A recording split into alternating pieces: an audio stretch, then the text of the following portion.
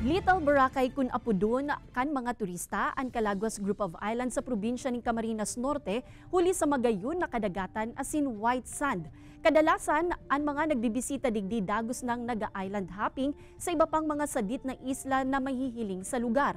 Alagad sigun sa Tourism Office kadakol pang mga isla sa Calaguas na dai pa nadidiskubre, alagad syertong magugustuhan kan mga turista. Saro na digdi ang Isla Siopang Malaki o ang inaapod na hidden gem na nasa purong parte na kan mga grupo nin isla asin direktang nakahampang sa dagat Pasipiko. May hiling digdi ang magagayo na rock formations asin sadit na lagoon na pwedeng karigusan. Igwaman nin magagayo na pebbles asin coral stones na nakadagdag pa sa atraksyon sa isla. Day pabukas ang lugar sa publiko kaya dikit pa sana ang nakakaaram kay ni. Alagad, target man kan Tourism Office na mabuksan na ini sa publiko na pwedeng makadagdag sa turismo kan banwaan. Napakaganda at talagang hindi ko makakalimutan sa buhay ko ito.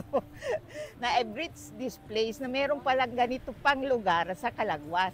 It's part of the group of islands of Calaguas, but still not open yet.